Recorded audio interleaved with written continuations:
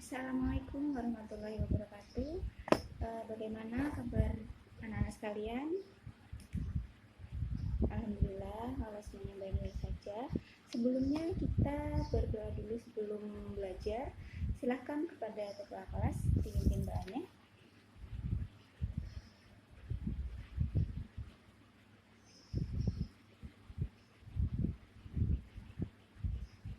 Ya, sebelumnya kita absen dulu ya, siapa yang sudah hadir hari ini. Sudah absen dulu.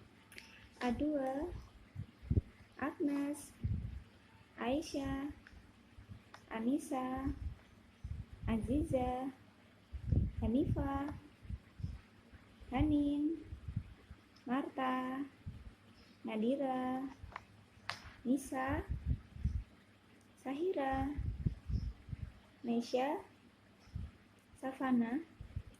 Ya, alhamdulillah semuanya hadir hari ini. Baik anak-anak, hari ini kita akan belajar pelajaran akidah akhlak. Dan sebelumnya kalian silahkan buka buku kalian halaman 1 ya. Silahkan dibuka halaman 1. Nah, pembelajaran tentang iman kepada Rasul. Nah, sebelumnya saya minta kalian duduk berkelompok. Satu kelompok ini kalian ada 13 orang ya. 13 orang berarti ada 3 kelompok. Satu kelompok ada 4 orang dan yang kelompok ketiga nanti ada 5 orang, tidak apa-apa ya. Silahkan duduk sesuai dengan absen kalian masing-masing.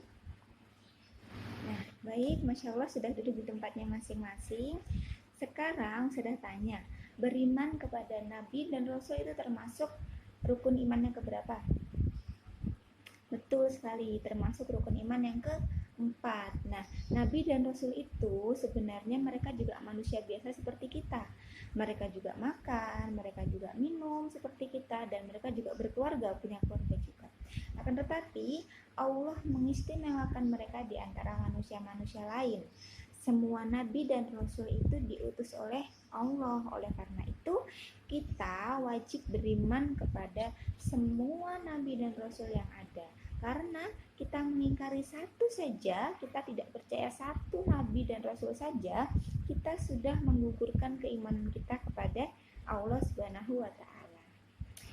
Nah, sekarang pengertian beriman kepada Nabi dan Rasul ya.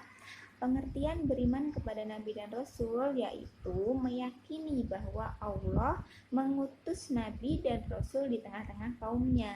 Dengan tujuan apa? Dengan tujuan untuk membimbing manusia agar mentauhidkan Allah dan hidup bahagia di dunia dan akhirat. Nah, Nabi sendiri itu artinya pembawa berita. Nah, Nabi menerima wahyu dengan tetap menjalankan syariat sebelumnya. Sedangkan Rasul itu adalah utusan Allah. Rasul yaitu menerima wahyu dengan membawa syariat baru dan diperintahkan untuk menyampaikannya kepada umatnya.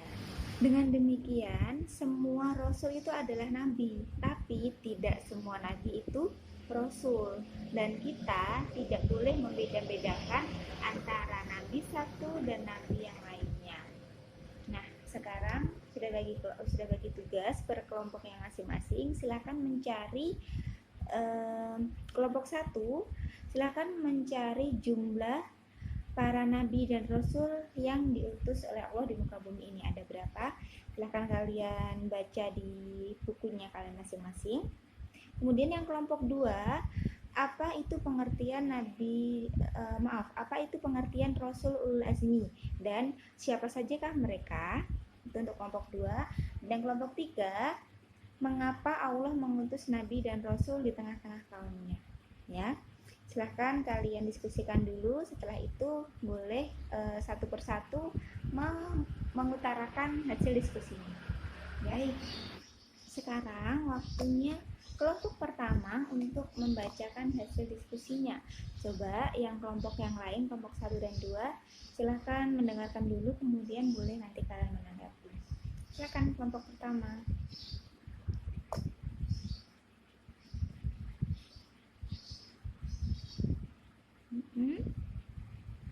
ya.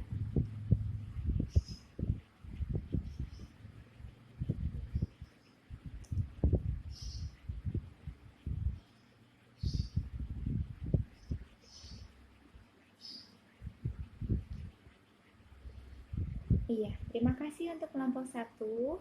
Silakan untuk kelompok 2 dan kelompok 3 mungkin ada tanggapan.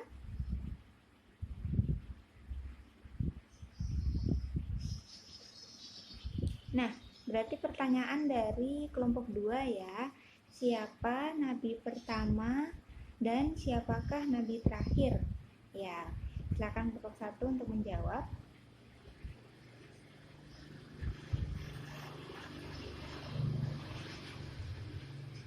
Baik, barakallahu fikum. Jawabannya betul ya. Untuk jumlah nabi dan rasul yang wajib kita ketahui ada berapa?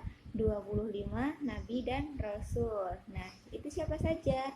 Adam, Nabi Idris, Nabi Nuh, Hud, Soleh, Ibrahim, Lut, Ishak, Ismail, Yakub, dan Yusuf. Kemudian Syuaib, Ayub, Musa, Harun, Zulkifli, Nabi Dawud, Nabi Sulaiman, Ilyas dan Ilyasa, Nabi Yunus, Nabi Zakaria, Nabi Yahya, Nabi Isa, dan kemudian yang terakhir Nabi Muhammad Shallallahu Alaihi Wasallam. Kemudian tadi pertanyaan dari kelompok 2, siapa nabi pertama dan siapa nabi terakhir? Betul sekali jawaban dari kelompok 1, nabi pertama yaitu Nabi Adam alaihissalam dan nabi terakhir adalah Nabi Muhammad sallallahu alaihi wasallam. Oke, dilanjut sekarang, silahkan kelompok 2 untuk membacakan hasil diskusinya.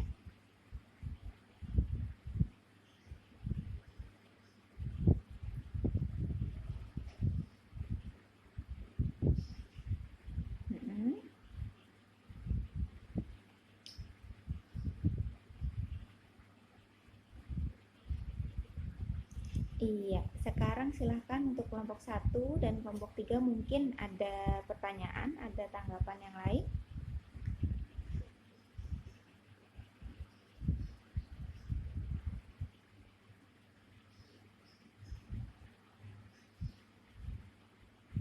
Ya, pertanyaan berarti dari kelompok 3 ya. Pertanyaannya, apakah Rasulul Azmi itu termasuk nabi? Ya. Silahkan kelompok 2 untuk menjawab.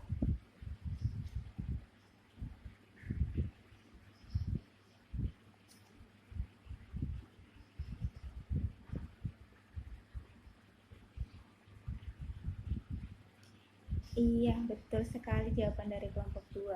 Ustazah ringkas sedikit. Jadi tadi hasil diskusi dari kelompok 2 yaitu dari 25 nabi dan rasul ada 5 orang rasul ulul azmi. Apa itu rasul ulul azmi? Rasul ulul azmi adalah para rasul yang sangat sabar dalam menyampaikan dakwah dan menghadapi tantangan dari umatnya. Nah, siapa saja? Yang pertama adalah Nabi Nuh alaihissalam, yang kedua adalah Nabi Ibrahim alaihissalam, yang ketiga Nabi Musa alaihissalam, yang keempat Nabi Isa alaihissalam, dan yang terakhir yaitu Nabi Muhammad Shallallahu Alaihi Wasallam. Kemudian tadi pertanyaan dari kelompok 3, apakah Rasulul Azmi itu termasuk nabi? Iya, seperti yang sudah bilang tadi, yang pertama, semua rasul itu adalah nabi, tapi tidak semua nabi itu rasul. Betul jawaban dari kelompok 2, barakallahu fikum. Nah, selanjutnya silahkan kelompok 3 untuk membacakan hasil diskusinya.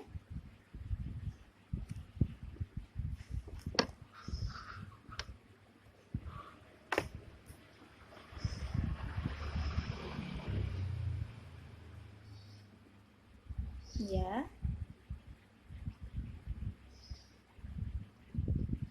Iya, betul. Mungkin kelompok 1 atau kelompok 2 ingin bertanya? Tidak ada, berarti sudah jelas ya. sudah rangkum sedikit mengapa Allah mengutus nabi dan rasul di tengah-tengah kaumnya. Apa perlunya nabi dan rasul itu bagi manusia? Nah, Allah Subhanahu wa taala mengutus para nabi dan rasul untuk mengajak manusia agar mentauhidkan Allah, agar menyembah hanya kepada Allah semata, tidak ada yang menyekutukan Allah atau tidak ada yang menyembah kepada selain Allah. Sebab manusia akan memperoleh kebahagiaan di dunia dan di akhirat jika dia beribadah hanya kepada Allah semata. Nah, sekarang mungkin ada pertanyaan dari kelompok 1, 2, atau 3. Ada yang belum paham, mungkin silahkan ditanyakan.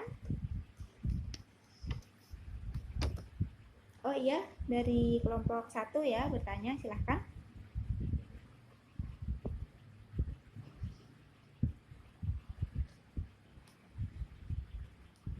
Oke, baik. Pertanyaannya adalah mengapa Allah mengutus nabi dan rasul dari kalangan manusia? Iya ya, mengapa Allah mengutus nabi dan rasul itu dari kalangan manusia? Kenapa tidak dari golongan malaikat atau yang lain? Nah, jawabannya adalah yang pertama, manusia itu mampu menerima ujian yang berat. Nah, seperti yang tadi Rasulul Azmi, mereka adalah orang-orang yang sabar dan orang-orang yang menerima tantangan, menghadapi tantangan dari umatnya itu mereka sangat sabar. Jadi mereka itu mampu menerima ujian yang sangat berat. Dan yang kedua, di muka bumi ini manusia itu merupakan makhluk yang mulia, yaitu sebagai khalifah di muka bumi. Kemudian alasan yang ketiga, karena manusia itu lebih mudah dibimbing dengan sesama manusia. Jadi kan nabi dan rasul itu membimbing dan mendakwai manusia. Jadi manusia itu lebih mudah dibimbing oleh manusia juga. Beda halnya dengan kalau nabi dan rasul itu dari golongan malaikat, tentu saja timbul kesulitan karena mereka bukan dari jenis manusia, begitu. Baik, di sini Ustazah akan menambahkan sedikit. Nah, meskipun nabi dan rasul itu dari kalangan manusia, tapi Allah mengistimewakan mereka. Karena apa? Nabi dan rasul itu adalah manusia yang menerima wahyu. Kemudian yang kedua itu mereka adalah maksum. Nah, apa itu maksum? Maksum yaitu Allah melindungi mereka sehingga mereka tidak akan atau tidak bisa melakukan perbuatan maksiat. Dan yang ketiga yaitu mereka dikubur di tempat mereka meninggal dunia. Dan kemudian jasadnya mereka itu tidak akan hancur ya. Jadi kalau mereka meninggal, jasadnya mereka sampai sekarang adalah tidak akan hancur. Nah, kemudian Nabi dan Rasul itu mempunyai 4 sifat yang mulia. Apa saja 4 sifat mulia itu? Yang pertama yaitu sidik. Apa artinya? Sidik yaitu selalu jujur dalam berbicara dan berdakwah. Itu adalah sifat pertama, sifat mulia mereka yang pertama. Yang kedua, Nabi dan Rasul itu mempunyai sifat amanah. Nah, yaitu selalu dipercaya. Yang ketiga, Nabi dan Rasul itu mempunyai sifat tablik. Nah, tablik itu selalu menyampaikan wahyu dari Allah. Jadi mereka kalau mendapatkan wahyu dari Allah, mereka selalu menyampaikan kepada umatnya. Kemudian yang keempat yaitu fatonah. Nah, fatonah itu artinya cerdas dan pintar. Nah, pelajaran kita hari ini sudah selesai. Coba Ustazah mau tanya, siapa yang bisa menyimpulkan dari pembelajaran kita hari ini? Iya, betul sekali. Jadi kita wajib beriman kepada Nabi dan Rasul. Itu adalah kesimpulan pertama. Coba siapa lagi yang mau menyimpulkan? Betul sekali. Nabi dan Rasul itu adalah dari kalangan manusia yang diberikan wahyu oleh Allah untuk disampaikan kepada manusia. Kemudian betul sekali, Nabi dan Rasul itu diutus untuk menyampaikan wahyu agar membimbing manusia ke jalan yang benar, agar mentauhidkan Allah, betul sekali. Baik, selanjutnya untuk tugas kalian hari ini, tugas mandiri ya, individu. Silahkan kalian buka buku kalian halaman 5, evaluasi 1, dan halaman 6, evaluasi 2. Silahkan kalian kerjakan di buku tulis kalian masing-masing. Kemudian besok pertemuan selanjutnya silahkan kalian kumpulkan ke Ustazah. Baik, mungkin cukup sekian pertemuan kita kali ini. Alhamdulillah berjalan dengan lancar. Terima kasih dan barakallahu fikum kepada kalian yang telah berdiskusi dan menjawab dengan benar. Kita akhiri dengan bacaan hamdalah. Alhamdulillahirabbil alamin.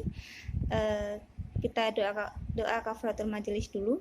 Subhanakallahumma wa bihamdika asyhadu an la ilaha illa anta astaghfiruka wa atubu ilaik. Assalamualaikum warahmatullahi wabarakatuh.